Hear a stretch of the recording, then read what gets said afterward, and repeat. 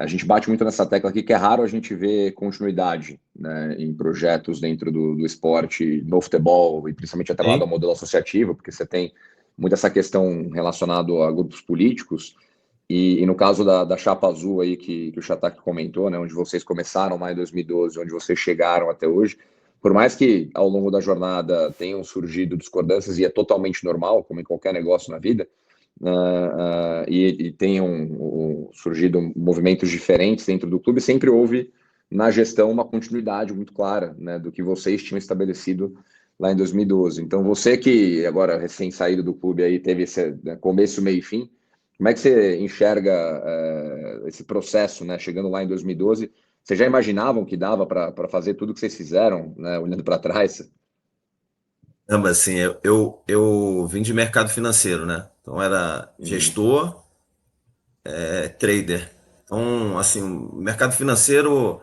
é sempre uma obra inacabada, né? Você, como a gente diz, assim, as coisas vão do impossível para o inevitável sem passar pelo improvável. Os movimentos são muito rápidos, assim, não é o que aconteceu no Flamengo e, assim, vamos dizer, na indústria, numa empresa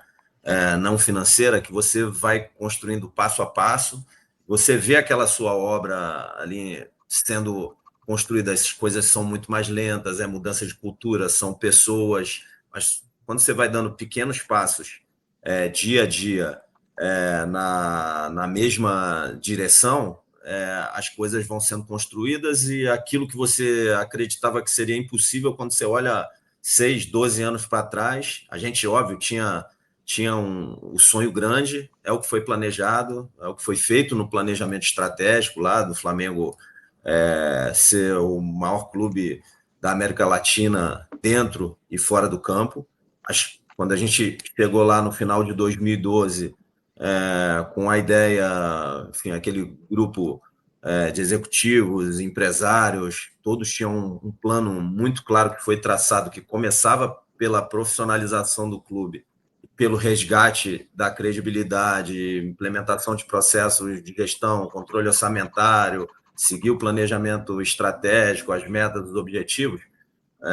Já falei algumas vezes, assim, quando eu cheguei lá, o clube não tinha papel, o campo do CT era um campo de várzea, as instalações eram, assim, chorar, parede com mofo, cano exposto no vestiário dos atletas,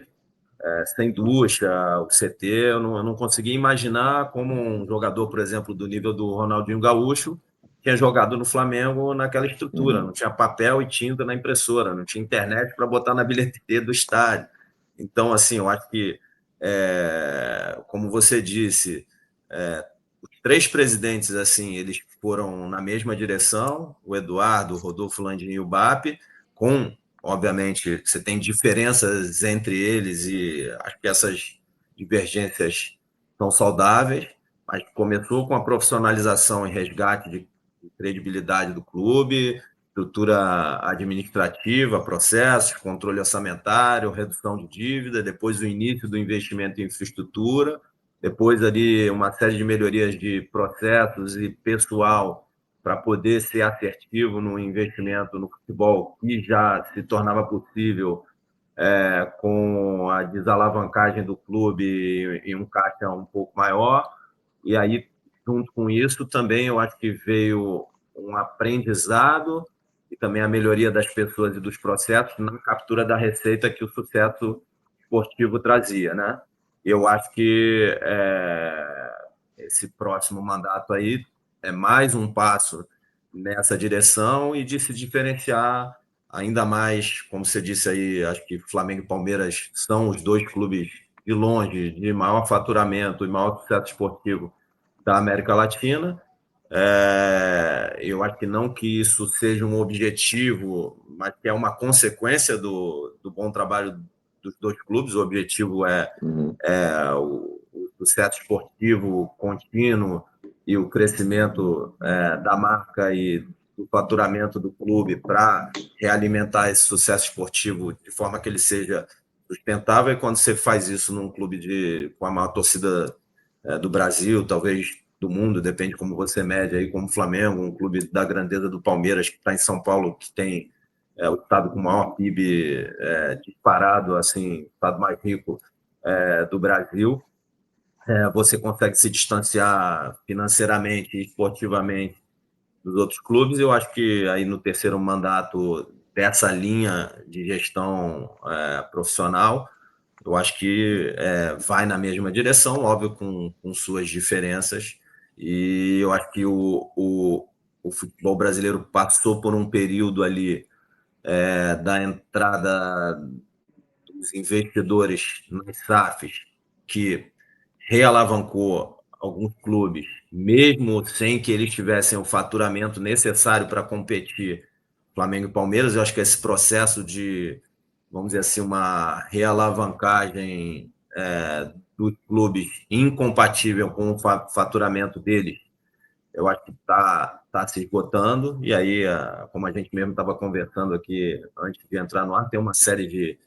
de processos ali na CBF, de ligas se formando, que vão trazer responsabilidade financeira para o meio. Eu acho que não sei quanto tempo vai demorar para ser implementado e quanto tempo vai demorar para colher esses frutos, mas isso vai mudar o ambiente de negócio, vai mudar o ambiente para os investidores no futebol brasileiro. E, enfim, mas eu acho que, sim, passo a passo, as coisas vão indo na direção que eu julgo que é correta. Pessoal, vou fazer aqui um recorte muito importante no que o Bruno está falando, porque a gente fica muito também com essa coisa do Ronaldinho lá treinando no container e o Flamengo hoje nos melhores CTs do Brasil, né, com toda a infraestrutura, mas até puxando um gancho da própria coletiva de apresentação do BAP, o BAP faz um elogio público ao Bruno como talvez o maior trader, né, esportivo do futebol brasileiro. E aí, para a gente botar aqui um recorte, trazendo para a torcida, né, para a audiência, o que de fato o Bruno implementou de processos, a gente teve aí, só para trazer aqui em exemplos, a gente teve, em primeiro lugar, um investimento, né, que a gente brinca que é dos 30 milhões mais, né, de reais por ano em categorias de base, desde o primeiro ano do clube, que acabou culminando lá em 2018, portanto, 5 anos depois, com a venda de Paquetá, Vinícius Júnior, né, mais de R$ 1 bilhão arrecadados em vendas de jogadores. Tivemos a indexação das transferências em dólar ou euro, o que garantiu ao clube uma certa segurança na variação cambial. Então, pense que o Flamengo e o Palmeiras foram precursores nesse sentido e acabou, se o clube, o que a gente chama de hedge, né, natural, porque se o clube tem a receber em dólar ou euro e ele tem a pagar em dólar ou euro, praticamente esses valores têm essa equivalência. Fora isso, o Bruno também implementou em relação a rejuvenescimento de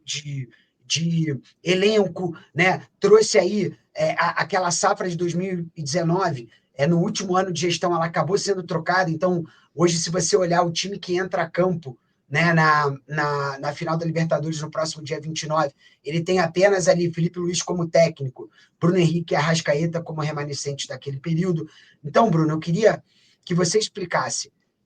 não só o seu legado, mas como que a indústria, nesses últimos 10 anos, ela evoluiu. E nos bastidores, né, o que você tem a falar para essa nossa audiência que busca tanto esse bastidor de gestão, né? Você já tocou em alguns pontos aí. A indústria como um todo evoluiu demais. Falando sobre a ótica, sobre a minha ótica, né? É óbvio que, enfim, primeiro,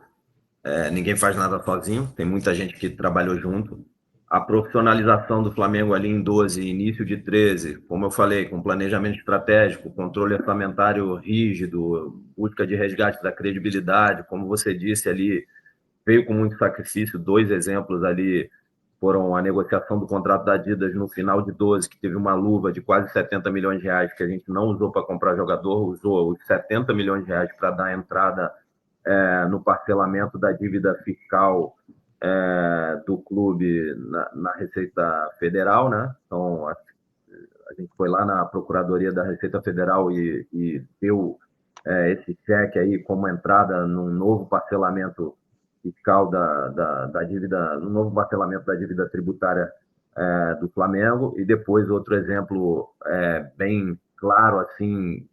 que resgatar a credibilidade, sanear financeiramente o Flamengo, reestruturar, criar processos, trazer os profissionais e seguir o planejamento era o que estava à frente de tudo. Em 2014, se eu não me engano, na Copa do Mundo, na parada da Copa do Mundo, o Flamengo estava em último no Campeonato Brasileiro. E, enfim, as práticas do passado, normalmente o que iria se fazer era parar de pagar imposto, parar de pagar fornecedor, parar de pagar alguns jogadores que o clube julgasse que não estavam desempenhando, atrasar uma série de compromissos e fazer alguns investimentos pesados para